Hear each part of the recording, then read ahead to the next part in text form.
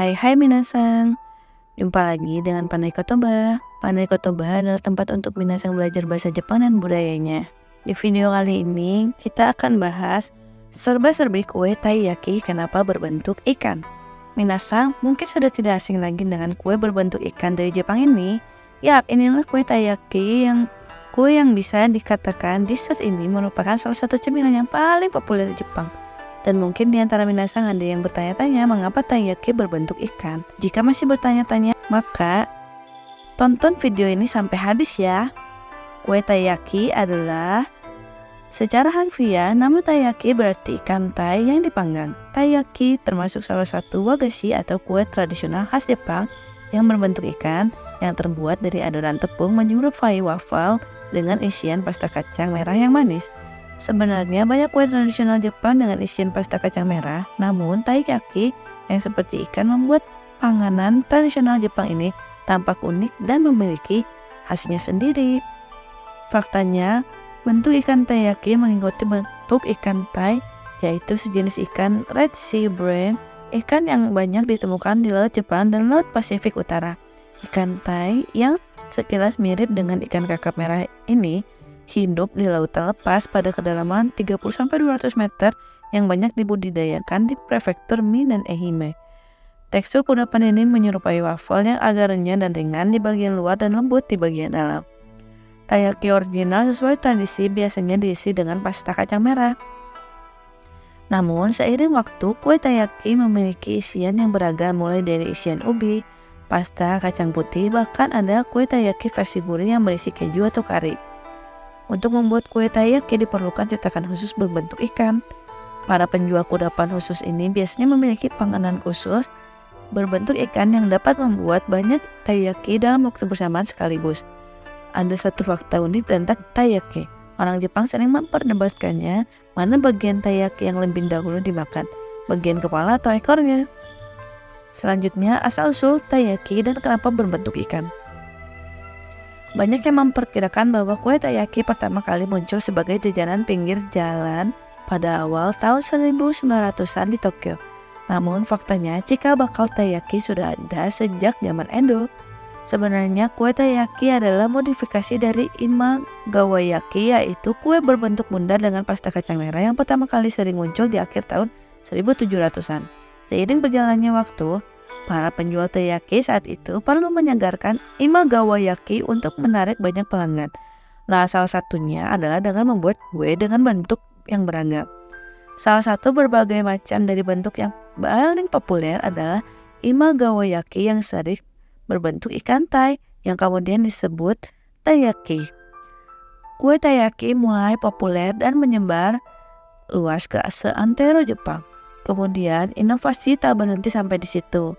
Isiannya pun menjadi banyak ragam dari yang manis hingga gurih. Lantas kenapa bentuk ikan tai yang paling populer?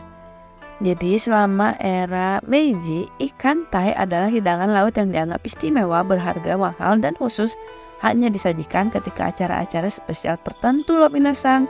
Selain itu, ikan tai juga dianggap sebagai simbol keberuntungan karena seirama dengan kata medetai yang berarti kemakmuran atau kebahagiaan.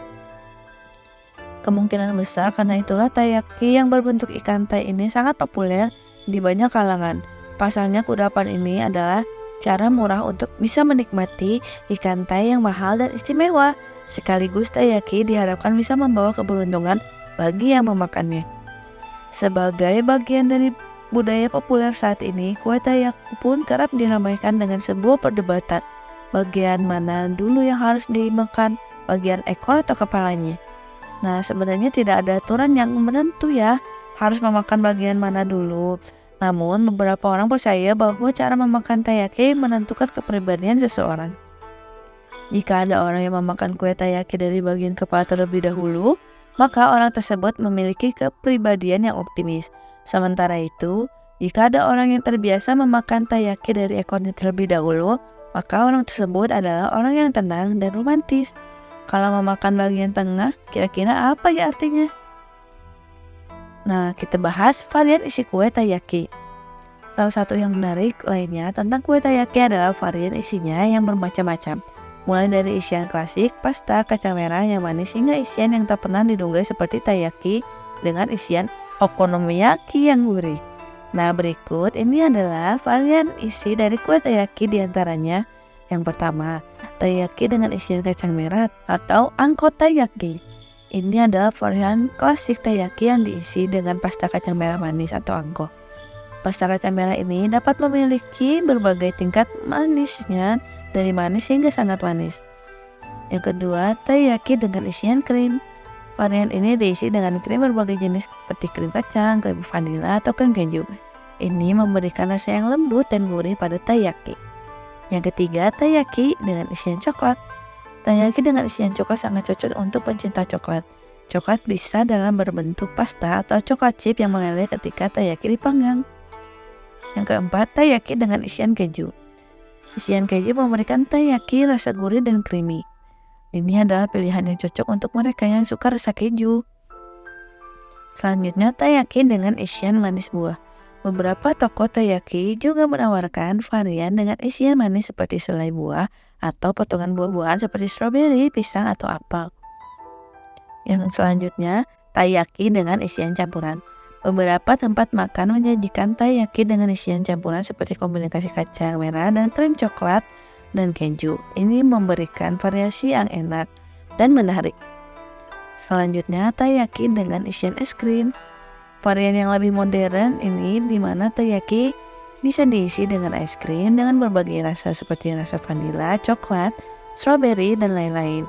Biasanya es krim ini ditempatkan di tengah taiyaki yang masih hangat. Yang terakhir adalah taiyaki dengan isian okonomiyaki.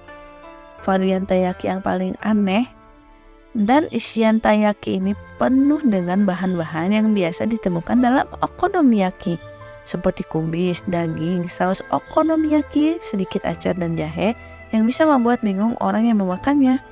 Itulah minasang hal seputar kue taiyaki yang tergolong wagashi atau kue tradisional Jepang.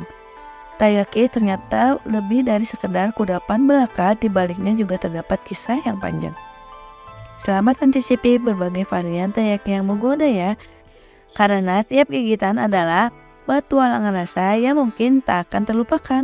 Jadi mau terlebih dahulu memakan bagian mana? Kepala, ekor, atau justru bagian tengahnya? Nah, bagi minasang yang ingin tahu lebih banyak tentang dunia Jepang, baik bahasa maupun budaya, pantau terus video-video dari pandaikotoba.net, postingan Instagram Pandai Kotoba, dan konten-konten edukatif di YouTube channel Pandai Kotoba. Jamatane minasang!